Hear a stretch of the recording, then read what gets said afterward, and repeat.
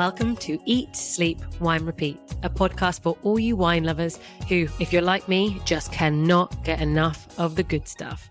I'm Yanina Dore, your host, brand ambassador, wine educator, and sommelier. So stick with me as we dive deeper into this ever-evolving, wonderful world of wine. And wherever you are listening to this, cheers to you. Hello, wine friends, and welcome back. Today's guest is, in my eyes and many that I know, wine royalty, a true giant in the world of wine and especially Riesling. Ernst Lucen, the legendary winemaker behind the Dr. Lucen estate in Germany's Mosel Valley. So Ernst took over his family winery with this real bold vision to reimagine what Mosel Riesling could be. We will talk about one of the most fascinating aging experiments in modern wine, a wine he left on the lees for 27 years. And apparently now, year after year, just gets better. We'll explore why Riesling remains such a singular grape, especially in the Mosel, with its slate soils, cool climate, and dramatic river bends. And we'll hear how Ernst has helped change the global perception of Riesling from sweet to serious, reviving his grandfather's dry wine traditions and leaning into techniques like lees aging, oak fermentation, and extended maturation to craft structured, age-worthy wines. Ernst also has a global lens from Washington State to Australia's Clare Valley. He's worked with Riesling on nearly every continent, and he will share with us how the regions compare to the Mosel's razor-sharp crystalline style. And we'll be discussing many, but not all, of his collaborations, including his wine with Telmo Rodríguez, one of the greatest Spanish winemakers. They've produced a skin-fermented dry Riesling that may surprise you. So this conversation's a journey through time, terroir, tradition, transformation. Can I think of any other T words? But most importantly, this is a rare look inside the mind of one of Riesling's greatest modern champions. So grab yourself a bottle of Dr. Lucen. They are easy to find, and enjoy the episode. Ernie, thank you so much for taking the time out to be quizzed by me and sit in the wine chair. How are you feeling? I'm good. Perfect. Now, listen, when I was thinking about what questions to ask you, I literally was so overwhelmed. I'm looking at your accolades, your awards, the stories, the collaborations. I was exhausted. I have never read a bio so long in my life of interesting information. I'm like, oh my God. First of all, are you full of energy today? How are you, like, literally, how are you feeling physically? I'm always full of energy, even if I'm sick. Quite clearly. And I think if anybody who's listening doesn't understand all of the projects, I think at least at the end of this episode, they'll have a bit of an idea. So how about, okay, let's take us back to 1987, my birth year. Certainly not the greatest, but there's always a region which is doing a great wine in such a vintage. I know, I have had to hunt it out, but tell me about that year for you, because as far as I understand, that was the year when you really took over the family estate and you had a pretty strong vision for high quality winemaking, but your father's team who you were taking over from wasn't quite on board. So I think that was quite a dramatic shift for you right from the offset, right? So take us back to that moment. What was your vision? Well, I mean, officially it took over 1st of January 1988, but I was already 100% responsible for since the harvest of 1987, because my father was sick and he was not really so much in the wine business, he was a lawyer and studied law, and in 1987, difficult harvest, because it was not the greatest vintage. So very challenging.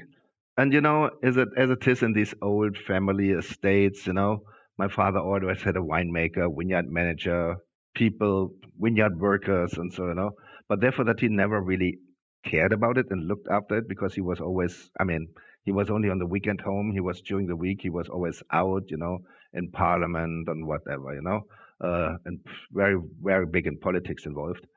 So he, how it is, that was with my grandfather the same, There is all this kind of, how should I say, bourgeois, behavior, They didn't look what the people did, and when I in 1987 took over, sure, you had all these new ideas. You have been going to the vineyard manager, to the winemaker. I want to do it this way. I want to do selection. I want to do better quality. We have to be more precise in our selection, which we didn't do at all beforehand. With the winemaker, I had said, I want indigenous yeast. I want back to barrels. I want this and that. And so, and then these guys all, lazy because they never had been controlled for 30 years, They said, oh, no, that is for too much work. And I don't want to, no, blah, blah. And they tried to twist my arm. The problem was, here the situation in the Mosel in these days was very, very old fashioned. So, for example, 4 hectares, we had 2 hectares of vineyards in Villena-Sonnenruhr, which is a very famous Grand Cru, and that was 186 parcels, Can you believe we had 10 hectares together? I mean, it was hundreds of little parcels, which is nearly, and there's no roads in the hill in these days, I mean, I have no clue. The old staff, they knew every single vine, they knew where it is, but for me, it was impossible. I mean, to find these vineyards, and that was and therefore it was pretty simple for them. Said, hey, they came. If we don't continue as we ever did, we're going to quit middle of the harvest, And there was this decision that my friend Bernie, who was already working, with our company, 2 years, he graduated with my brother. He studied agriculture, and he already worked with us, And then we had the problem, it's supposed to be the same in England, if you have people working for 30 years and more for you, if you kick them out, you have to pay a huge, compensation, And the company was already bankrupt, when I took over. It was completely bankrupt, when my father gave it to me, because he didn't care about it. They always subsidized the winery from private money, my mom as my father, So it was kind of a, So, but when I took over, I had to pay everything myself. I had to make money out of the winery, but the winery never made money. It was always high in debts, And so when I took over, I had high debts. So I would not have been, would be not able to, couldn't afford it, to quit people's job, because the payoff is far too high, especially with this, it's hundred thousands of euros, And so, but they came and quit, but they wanted to twist my arm and said, if you don't do what we want to do, then we leave in the middle of the harvest. And I didn't have no clue where the vineyards had been, And so because these parcels had been, everywhere, not marked. And so, but it was Bernie, my friend, who is now last year we celebrated 40 years of winemaker with us. He said, yeah, but we can't continue to work with these guys, And so, but if they quit, you don't have to pay any payoff, I said, but then we have a big of a problem here in the harvest. He said, yeah, well, let's see. We can sit together and then we will see how we manage it, And then we made a very pragmatic decision. And 87 was such a difficult year, Everybody had been rushing out, harvest, to ensure at least something, And so, and we stopped harvest because I said, okay, the easiest way is let everybody harvest everything, and the leftovers must be ours, I read that, yeah. It worked. Yeah, it worked, And then we immediately marked because you have to see it that way. There's no square vineyards, because through the Côte Napoleon, where everything was divided and come together, divided and come together again, we had vineyards which had 36 corners, Started with 2 rows, had been going then wider to 4 rows, then on one side to 8 rows, and then had been going narrow to 6 rows again, 5 up, and then 3 wider, 2 up, 2 narrow again, and so it was crazy. I tell you this. And so it started. So then, so we could do the winemaking we wanted to do, And we started then very, very late with the harvest in 87. And, sometimes you have luck, never in the lottery, but in this case, we had been very, very lucky, because the 87 vintage turned in November to a wonderful sunny November, But everybody had been, 90% was harvested, And we started just 1st of November. And we got this beautiful weather. that we got really some very nice quality in 87, harvested. The sun shines on the righteous, as they say. Yeah, yeah. So that is that how it started, huh? Amazing. But it's interesting. That's how it started, with a bit of drama. But you were actually studying drama, yeah. a little bit of drama. But you were studying archaeology at the University of Mainz. So actually, what made you leave that path for wine? And I assume you've brought that passion for history with you. I had to come home because my father became sick. So okay, and circumstance. So, and then on the other hand, as an archaeologist in Germany, there are two options, becoming a taxi driver or going social welfare, but you never get a job. And that was also my brothers and sisters who said when my father became sick, hey, you better take over the winery, And Yeah. so we're not going to support you. And so it was, basically somebody had to take over. And all my brothers and sisters had been studying, that's what I always said, how you get a wine estate, you have to study only the wrong thing, because all my brothers and sisters had been doing, and brothers-in-law had been studying law and economy or sciences, or my oldest brother physics or mechanical engineering, but I was the only one who studied something totally useless, as everybody said, at least my father was furious about that. And so, yeah, then you end up in the wine business, There we and go. Destiny. So from that point of view, the only thing I possibly, gain from it, you got great stories, You certainly have great stories. And actually, talking about a great story, we said that you took over you did the harvest of 87 and it started officially 88. But in 1981, if I'm not wrong, when you were at Geisenheim, this is when you began your incredible experiment. So this was aging, if I'm not wrong, a foeder 27 years, yeah. Oh my God, yeah, okay, here's my pronunciation right. Welene Sonnenur Riesling. How's that? Sonnenur, yeah. Okay. Yeah. It's the sundial vineyard, Sonnenur means sundial. Oh, is that because of the sun? Sundial. It's the sundial in the vineyard. In a south-facing vineyard, a sundial works best, because then you have sunshine from morning to evening. And the sundial is always in 100% south-facing side, because the sun is coming out at 8 o'clock in the morning and dawns at 6 o'clock in the evening. So you have the top, but the sundial is dialing the hours from 8 to 6 o'clock in the evening. If somebody puts a sundial into a north-facing vineyard, he's either a complete idiot, It happens, or whatever. Yeah, and so that's right.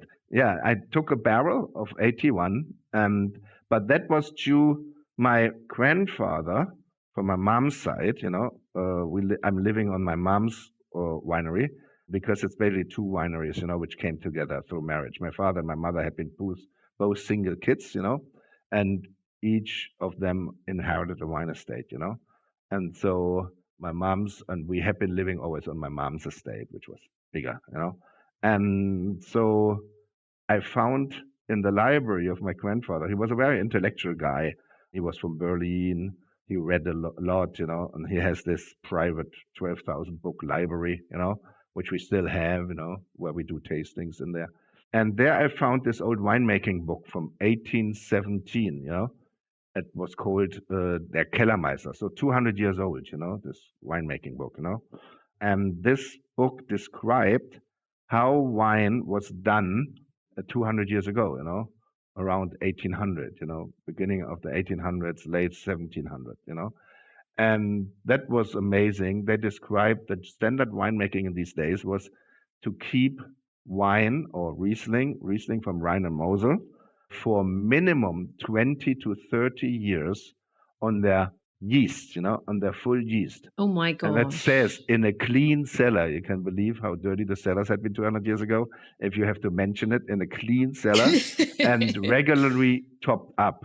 I thought when I read this book in these days, 81, I thought this is impossible that you can keep a white wine 20 to 30 years in the barrel without oxidation, I thought it's kind of a sherry type of wine or Madeira type of wine, very oxidized. And so I was curious to said, well, I sweared myself. I only tried it because I thought, let's do it this way, and then you can prove and see that this is a style of wine which we possibly wouldn't like anymore, this style of wine, But it was, as it is, learning by doing. Things always, turn out differently as what you thought, After 27 years, we bottled it. It was a bit of a cider note, but not oxidized or so. And since then, we always tasted it every year. That's the reason we call this wine always our Benjamin Button wine, because every year when we taste the wine, it tastes fresher. That's so bizarre. It was also described in this old book, because the last sentence said, and with this very simple winemaking method, you will get a wine which can age forever. And it is, really, it seems to be, ageless. We see that the wine is amazingly fresh, and so we're going to release the first 100 magnums with a famous artist who made the label in 21 when it was 40 years old. But the 750 milliliter, the 100 bottles, the 100 magnums we released in 21. But the remaining 750 milliliters, we're going to release in 31 when the wine is 50 years old.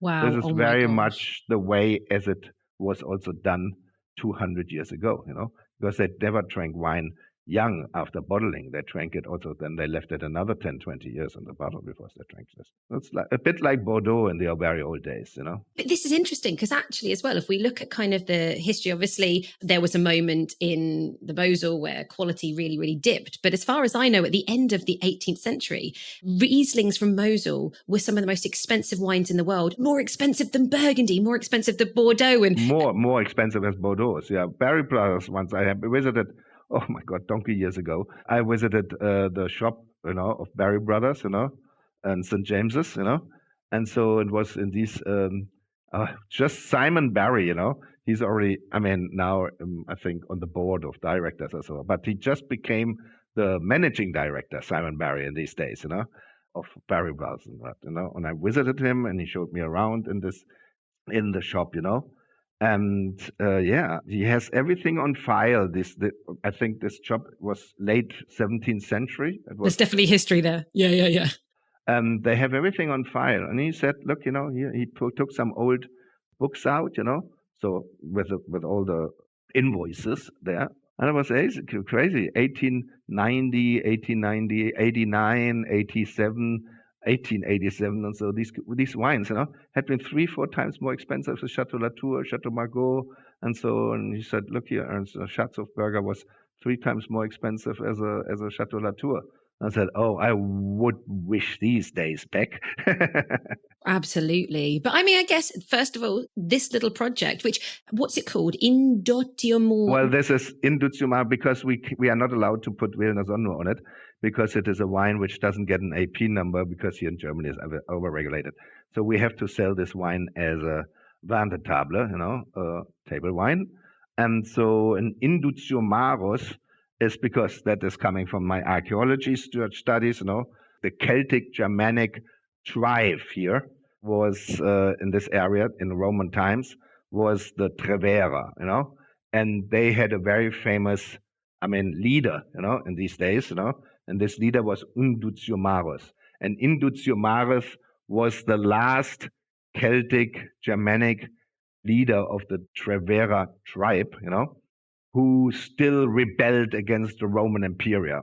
When was it? 50 before Christ, Caesar came, and this guy, 200 after, 150, basically 180, 150 years later, he still rebelled against the Roman Empire. Well, didn't help very much. They caught him, whatever. And so, but it is a kind of that is our Robin Hood in our area around Roman times, 2,000 years ago. No, and that's a good choice of name. But, along with this incredible experiment, which is actually so exciting, your Benjamin Button wine, oh my God. So if we can't wait. Let's all be patient. I cannot wait to maybe one day be able to try this 50-year-old release. But again, the whole point of copying what your grandfather and great-grandfather did, this has been that massive focus towards dry wine, the grosses Gewächs, because... Yeah, exactly. Because in these days, that is, as I said, always, in the very old days, in the very old time, The people had a lot of time, but no technology. Nowadays, we don't have time, but therefore a lot of technology. And these people in these days without technology, so until 1928, 30, because then the first technologies like filters and all these kind of things, finings, filters, sterile filters came out, and finings that helped the winemakers to speed up the winemaking. In the old days, before that, they had to wait. They knew so much more about what time does do to winemaking. And that had been getting forgotten because you don't have to wait anymore because you have all this technology nowadays. In the old days, standard winemaking was that the wine was at least minimum 2 years in the barrel. My great-grandfather kept it on the full yeast for 2 years, 3 years, 5 years, up to 8 years. His best barrels, he kept 8 years in the barrel, his best wines, And this is what I rediscovered, that is all learning by doing, And often with learning by doing, you find some of these things out, which you didn't expect, It proves just the opposite what you had in mind what happened, because I thought this will be all oxidized wine, and I prove it here, I did it, but this is not what we want to do anymore nowadays, But with all these experiments, so we do the reserve, wines, GG Reserve, 2 years in the barrel on the full yeast, untouched, unfiltered, no fining, exactly as my great-grandfather made it around 1900. And then we keep it another 4 or 5 years in the bottle before we release it, which is also like the old people did. They aged Riesling like clarets. So from that point of view, and we do, 3 years in the barrel on the full yeast, and then release it after 10, 11, 12 years. We keep wines 8 years in the barrel. This is not released yet, even, And so we have a lot of reserve wines in the cellar for very late releases. We just released 93, so 32 years old. And so these kind of things, there are not many people who are doing this kind of, I would call it historic winemaking. It's not has nothing to do with natural or orange or whatever. This is historic winemaking because the people in these days made great wines, but without technology. And this had been completely forgotten. We don't know anymore what does it mean and what does happen, And the biggest surprise was definitely the 81. I would never thought that this wine can stay that fresh, Well, may I thank you for your service to the wine industry. And whilst you are talking about aging on the lees, dry Riesling, the grosses Gewächs, I have, thank you very much for sending, a bottle. This is 2021. This is the Wehlener, Wehlener Sonnenruhr. Yeah. Thank you. Sundial, you pronounce it. The Sundial. The Sundial wine. The Sundial wine from the village of Wehlen. Thank you. And also it's an Alter Reben. So this is an old, so if anybody if anybody sees Alter Reben on the label, they know the vines are old, which I think realistically above 30-ish would qualify. I appreciate this. In this wine, what are they? They're well over 100, aren't they? Over 100, We put Alte Reben, Vieille Vigne, old vines on the label for uncrafted, original rootstocks. Ungrafted as well? Uncrafted as well. And the vineyard should be minimum 80 years old. Oh my gosh. So 80 to more than 100 years. I'm having a sniff, and this is. And that is which vintage? 2021. Oh, 21 is a great vintage. Yeah. So, talking about ungrafted, just for a second, the reason being, in my understanding, in the Mosel there is quite a lot of ungrafted vines because they haven't been affected by phylloxera because the steep slopes, very rocky, right? That's the rocky slate. Gives an extremely drained soil. The topsoil is only 1 meter or 2-3 feet deep, and 60% is stones, these rocky, stony slate stones. And as more drained a soil is, like sand soil, as more drained a soil is, as less phylloxera can live in there. And that is one of the reasons we have still vineyards which have been not replanted, still on their own roots, and they can get very, very old, these uncrafted vines, as long as you don't rip them out. As long as you take care of them and nurture them. So these beautifully nurtured vines, tell me, in this specific bottle, you've talked about longer lees aging, but how long has the wine spent in contact with the lees? The GGs are staying minimum 12 months on the full yeast. So that means after fermentation, we sulfur, top it up, and then don't touch it for 12 months anymore. Only topping up. Every month we're topping up. You have to top up, We don't want to make sherry. So topping up, that's the only treatment the wine get. So after fermentation, sulfuring, topping up, and we don't touch it then for 12 months. That means they still stay on the full yeast, and we also don't do bâtonnage. The French, they steer the yeast, and we don't do this. That's no tradition for us. Just in contact, okay, with the only yeast. Just sitting, on the surface of the yeast, because as long we don't do bâtonnage, the yeast stays alive, and as long the yeast is alive, it creates a reductive environment in the barrel, and this reductive environment works against the micro-oxidation through the staves. It keeps it in balance. You get all the positive thing of maturing it in cask and big cask. We don't talk about barriques, we talk about foudre, or the French call them foudre, we call foudre, which are 1,000, 2,000, or 3,000 liter size. And that means you get all the positive things from the barrel, but not the oxidation through the staves, because the reductive environment of the living yeast in the barrel keeps the wine from oxidation away. This is such a bright example of Riesling. And more importantly, like the nose just jumps out of me. It's like... Yeah, it's very aromatic. Yeah. And Villeneuve is the most aromatic.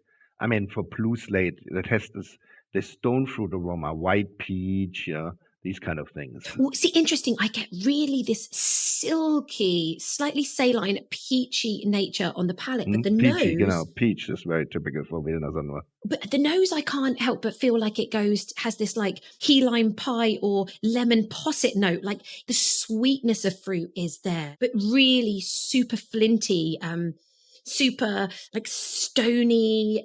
But beautifully perfumed. And there's a lift of like some florals in the background, I think, just adding to the perfume. For me, it's the texture. The texture, yeah. The texture. And that is the least contact. With the least contact, you get a great texture. You know what it does? This little bit of micro-oxidation, through the staves, that the wine touches the yeast. So there where the wine touches the yeast, you get some dissolvement of the yeast into the wine. With bâtonnage, you give it a lot of dissolvement. With bâtonnage, you kill all the yeast, and then you get a big influence of the yeast and dissolvement into it. But we want to have only this little bit, and this micro-oxidation to the stave, this little bit of dissolvement of the yeast, integrates the acidity, because Riesling is a high acidity wine, integrates the acidity into the complexity of the wine. It marries it very nicely together, You're so right, because actually the wine doesn't feel heavy. If anything, I've got this little tingle. The acidity, instead of like making my mouth whoosh, it just tingles right now.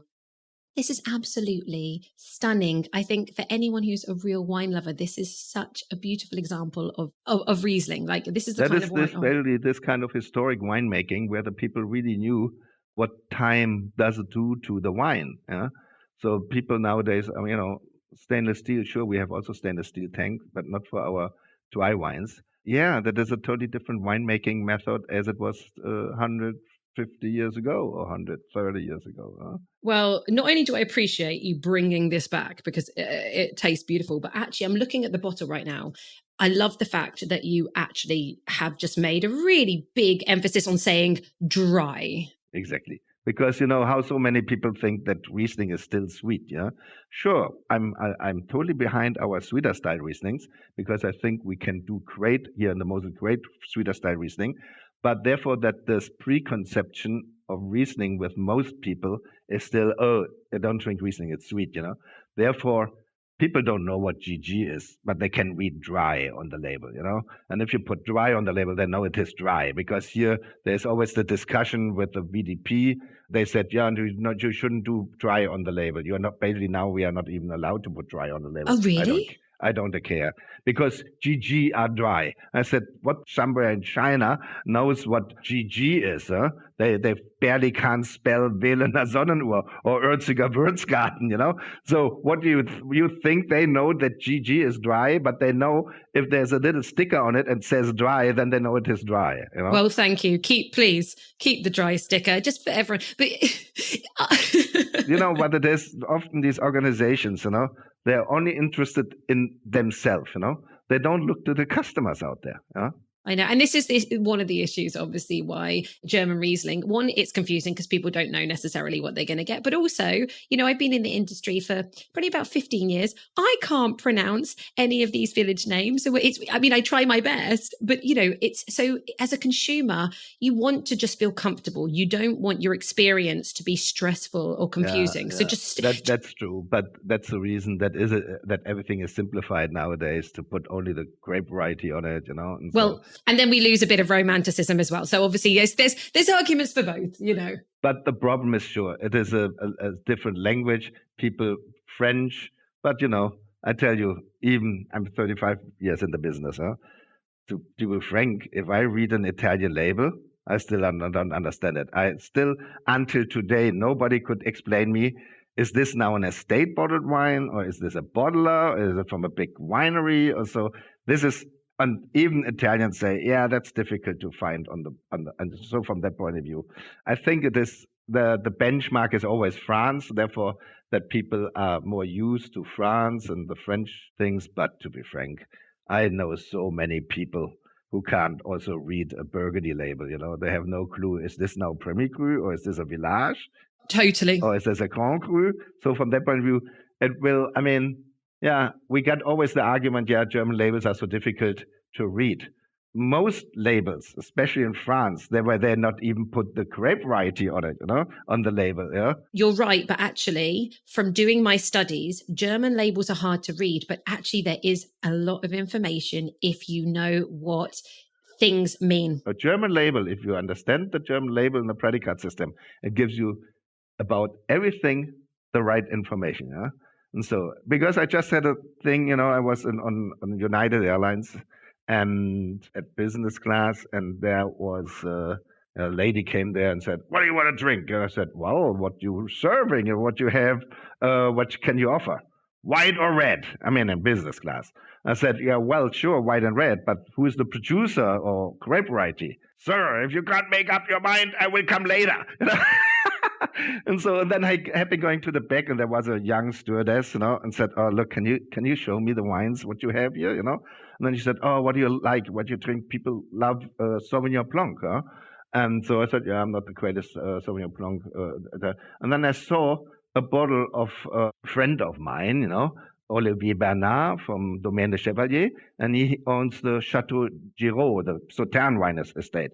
But, nobody wants to drink sweet wines anymore. So he's producing more and more dry wines there, Chateau G, Yes. Bordeaux, Chateau G. And it's really big. And then I said, "Oh, you have Chateau G there, And I said, yeah, nobody drinks this because we don't know what it is, And so I said, you just said that people love Sauvignon Blanc, There is Sauvignon Blanc. That's Sauvignon Blanc, And I said, how should I know this? Why the people don't put it on the label? You see, this is also confusing because the Bordeaux people are not allowed to put the grape variety on the label. And from that point of view... You've won this argument. You have. The German wine labels aren't so bad. I take it all back.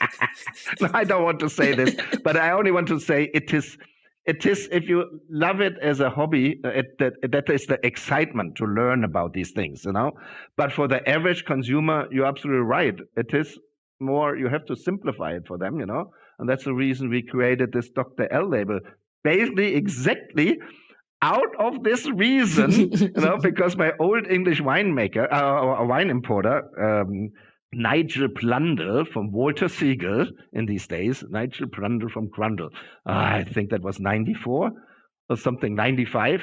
He said, "Ernst, can you please tell me, how should we poor English people ever will understand the label which says Schloss Böckelheimer Kupfergrube Riesling Trockenbeeren aus Lese?" Okay, honestly, that was fantastic. That was like literally a perfect merging of an English accent with German ferocity. That was intense. I like that. And I said to Nigel, I got your point. And I will can you do a more simple label for us, And I said, yes. And I came up with a label and I said, Nigel, I can't reduce more, We all know less is more. The old designers say this, And so I created this label, Dr. L 1995 Riesling. That's it, Dr. Losen shortened to Dr. L, vintage Riesling, the grape variety. I mean, you can't do less on the label. And yeah, sure. And this became, for us, a success story. Massive in the UK. Yeah, and it is in 100 countries around the world, this wine. Wow. And so it should be. And you know what I have to say as well, Waitrose, one of our main supermarkets, you can always find that Riesling there. I love it. And actually, anybody who is wanting to know this insane, delicious Gus's Gewächs, so dry. Oh, great growth. The funny thing, it works even with the English translation. Great growth. GG. Yeah, there we go. Okay. There you go. Everybody. Okay, we're learning. So actually, we've learned today, for anyone who didn't know, if you see GG, you know it's dry. And if you see Alte Reben, it also means old vines. And so, more concentration, most likely better quality wine. Okay, we're learning the labels. This is available, certainly in the UK, at about £42 from Lay and Wheeler. But I'm sure, again, it will turn up in other places. So everybody have a little look. In the show notes, I will put a link so you can discover this wine. Let me ask you, I've got the King of Riesling in front of me. I can't not ask you, what makes Riesling so unique compared to other white varieties, in your opinion? Well, in my opinion, Riesling is the world's greatest grape variety, white grape variety, white grape variety, Well, first, it's versatile, It's so versatile in comparison to others. It's extremely diverse, You can make so many different styles, and complex. One extremely complex wine. It can age one. You can drink it young and you can age it very well. How many grape varieties you have to drink young? You can't age them, like Pinot Grigio or whatever, And then, last not least, it's completely delicious. Thank you. There we go. I think that's a perfect answer. But okay. Here's the question. Terroir versus winemaking. When it comes to Riesling's identity, what's more important? And what's the biggest effect? That's a tricky question. Sure, the winemaking nowadays, when we talked about terroir, or when the single vineyards had been discovered, and, in these days, 100 years, 150 years ago, and, single vineyards are not that old, So since 200 years, we have single vineyards. Before that, it was all field mix, with 6, 10, 20 different grape varieties. But in these days of single vineyards, they all had the same technique. There was no technique. So everybody had to use the same technique. And that is true. I always say, with us, you can see we have 11 Grand Cru vineyards, With us, you can very easily discover the different vineyards or the different microclimates or terroirs, or what the French call it, climat, because for all our great growth wines, or GG wines, große Gewächswein, we use exactly the same selection, only 100% healthy grapes. It's not that one dry wine has 50% botrytis and 50% healthy, and this has more botrytis and this less botrytis. With us, all the dry wines have to be 100% healthy grapes. That means we select, our pickers have 3 buckets. Everybody has 3 buckets, a black bucket, a red bucket, and a little white bucket. And they have to strip the wine into 100% healthy grapes. And then in the red bucket, 50% botrytis, 50, all the grapes which have 50% botrytis, 50% healthy grapes is going into the red bucket. These are the noble sweet Auslese. And the 100% botryticized grapes goes in the little white bucket, and that is then the Beerenauslese, the Trockenbeerenauslese. But the healthy grapes is only reserved for the dry wines. So it starts in the vineyard that we have the same kind of fruit, from these 11 different Grand Crus. Winemaking exactly the same, the same press, same treatment with the press, maceration possibly of 1, 2, or 3 hours, all on indigenous yeast fermented in the big foeder barrels. Everybody has the same treatment and stays 12 months on the full yeast. So if the winemaking, is for all the Grand Crus the same. The difference can then only be the terroir or the climat, But that's true. If I have now Wählener Sonnenuhr, I produce in stainless steel with cultivated yeast. Ernst Wirtsgarten, I keep some whatever botrytis in it, and on indigenous yeast in a foeder barrel. Then there's different winemaking techniques. They can change, But overall, you would see, because Riesling is a certain grape variety. The grape variety you will see all the time. But if we talk about terroir, then I think it's very, very important to do exactly, if you have 4 or 5 or whatever, or only 2 Grand Crus, you have to do the same winemaking, to see the difference. Otherwise, it's difficult. Now, terroir is always affecting things, whether it be the sunshine, the rain, the soil. Yeah, it is a combination. Yeah, it is. Exactly. It's not only the dirt. Too many people always think it's the dirt, and that is so easy also to show. Oh, you see, this is blue slate, this is red slate, this is volcanic soil, this is limestone, And if you show the stone, and then you can visualize it, but how you want to visualize, terroir. Terroir is basically the combination of the dirt, of the microclimate of the vineyard, the exposure, inclination, elevation, drainage in the soil, all these kind of things, drainage system. And so these things are also influencing the whole terroir. It is, you can't say only the dirt makes the wine, or the taste. So it is the combination of all these different influences you have in the vineyard, by exposure or whatever, and elevation and inclination. And that makes the climat or the terroir. And to be fair, to make my own question redundant, apparently if you really look up terroir, the winemaker is part of the terroir. So therefore the winemaking process. The winemaker is, his part is to, I would say, yeah, sure, not part of the terroir. I would rather say he is responsible by his winemaking to express the terroir the right way. Let's talk about Mosel for a second, because we've mentioned slate, of course, the red slate, the blue slate, very, very famous. We've mentioned the really steep slopes. For somebody who isn't aware of the terroir more than that, what is it about this region that makes it one of the best expressions of Riesling on earth? That is basically what everybody claims, in their region. It is the soil type, which in this case, the slate, seems to be one of the great terroirs where Riesling express whatever Riesling can do most best, most dramatic.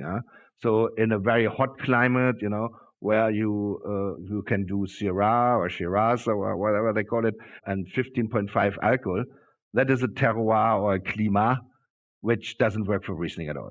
Riesling doesn't need high alcohol to express a great wine. And I see mostly as higher the alcohol with Riesling, as more boring they are. So from that point of view, that's definitely the wrong climat. It's Riesling, like Pinot Noir is a cool climate grape.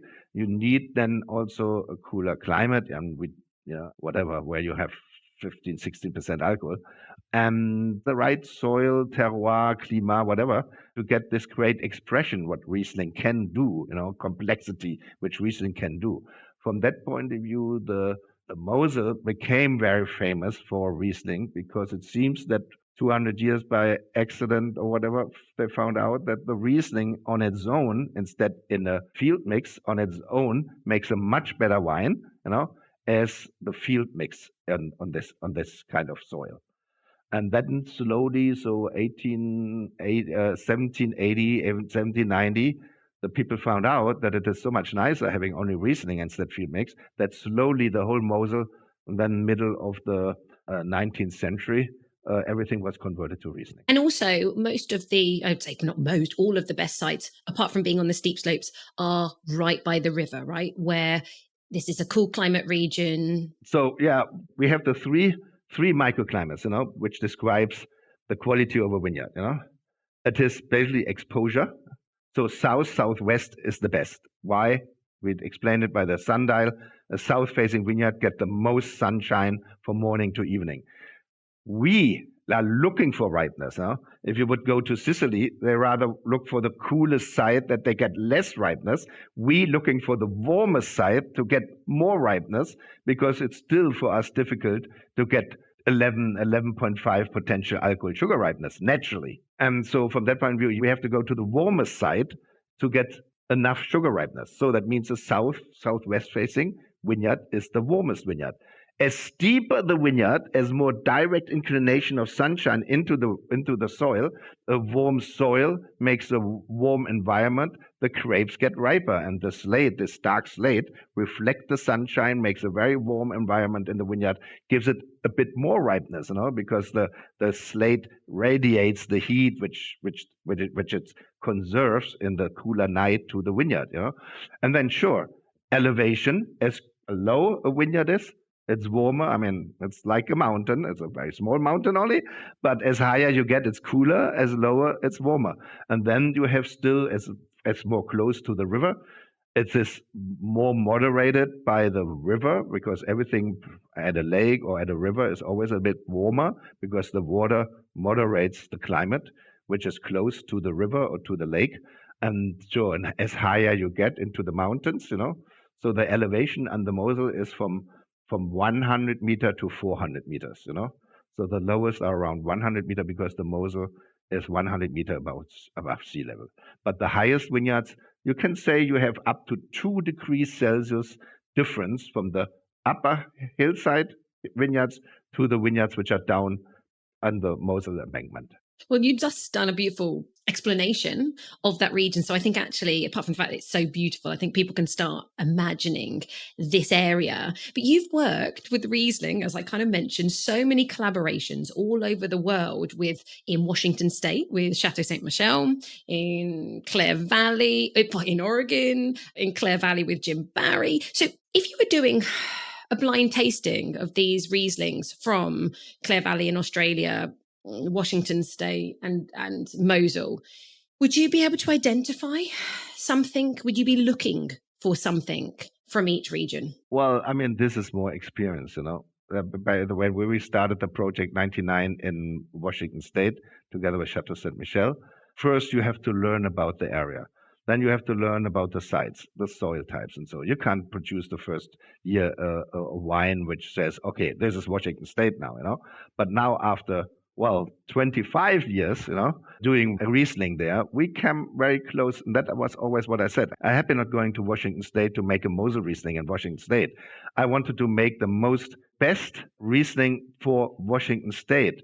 And my goal was always, I said, look, and it should be then sometimes if my Washington State Riesling Eroica is in a blind tasting with all kind of other wine Riesling growing regions, it would be great if the people pick this wine out and say, oh, this is Mosel, oh, this is Rhine, this is Clare Valley, and this is Washington State.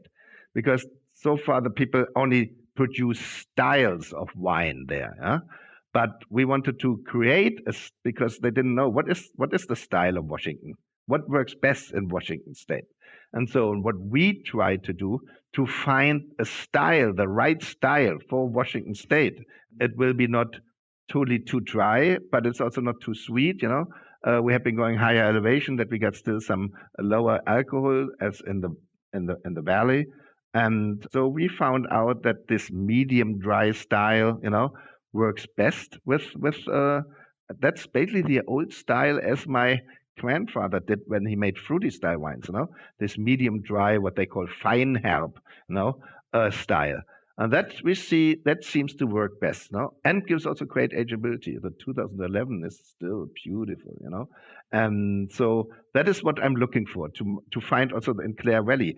But I'm also, as I said, love the fruity style wines, but I also, like a missioner, I have been going out and produce in each region now a GG Reserve style, which is 2 years in the barrel, then we put it into the bottle. I send all the barrels out there, to Oregon, to Clare Valley, whatever. That is, here we're coming to a wine style, which is amazing, because could be that this wine style works only in the Mosel or only for German wines, But all these GG Reserves, it's called in Washington, it's the Eroica XLC. Which I was drinking just 2 days ago. Oh, really? XLC? Wow, you had it. I Oh, did. I thought, I should prepare myself. And I mean, what I would just say from drinking that, which is a GG, this was a broader mouthfeel, riper fruit. It really felt like an explosion. And considering it was, and the GGR is 2 years in the even GG Reserve, 2 years even in the barrel. And the same I do in Appassionata in Oregon. We do it here, And it's quite, but this style, but again, if you do all the wines in this style, you see that there's the same style, but you still see the differences of the area. well, I really felt I could taste the broadness, the ripeness, the richness, a little bit more of that slight petrol note that can come from Riesling was more present in that one. Whereas this German Riesling that I'm drinking right now is so much more mineral and pure, very, very clean, precise fruit. We have higher acidities here. We are still very north. I mean, in eastern Washington, we have 3,600 sunshine hours. Here in the Mosel, we have 1,200, a third of the sunshine hours. That's perfect. So that makes a lot of sense. I'm so glad that then I did my research by drinking such a gorgeous wine before. Would I also feel then in Clare Valley, same thing, sunnier, that I should be tasting Riesling that is slightly less acidity and fruitier? Is that what I would expect from Yeah, it? but still, the most important thing for Riesling is still, it can be very hot, I mean, it's much more hotter during the summer, in Washington State or Clare Valley as it is here, But what decides about the quality of Riesling is the fall.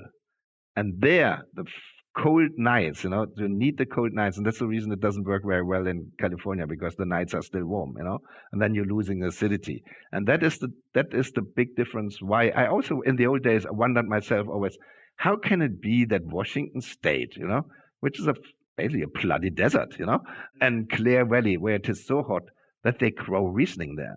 The Riesling has no problem to sustain the heat during the summer. But from the fall on, so end of August, middle of August, end of August, then the temperature then they have to drop.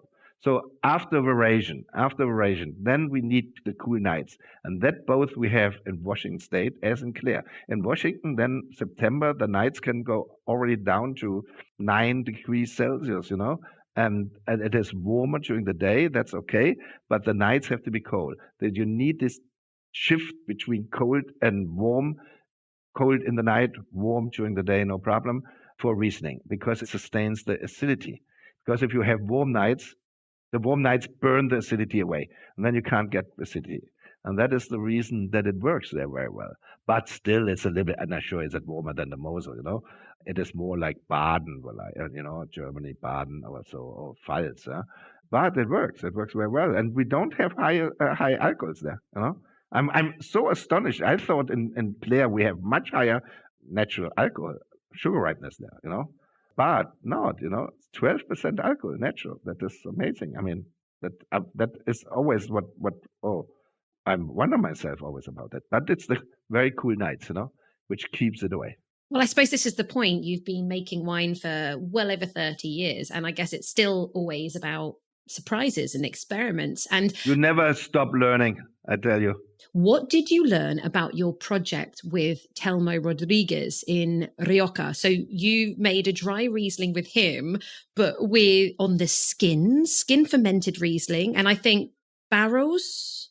Yeah, barrels too. It is a little bit the old-fashioned white Rioja style, and that is a little bit the touch of, but that was also done in the old days, often with wines which had been sold in bulk, that the wine started to ferment already on the skin before it came to the press house.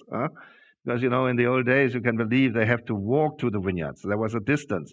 They had a carriage, and a cow, and then they had been, going, to the vineyard, and that took supposed to be an hour, 1.5 hours. So they couldn't bring, so they had only on one big kind of box on the wooden box on the carriage, and then they had been harvesting the whole day in there, and they smashed everything that they get as much as possible into this, because they couldn't walk They didn't want to do it twice. For lunch home, because it was 2 hours home, 2 hours back, that didn't work. Yeah, so, Uber. I don't think Uber worked back then, did it? No. And so a lot of these wines, started to ferment already outside. This is something, what I learned there, how this kind of touch of natural, winemaking, fermenting on the skin.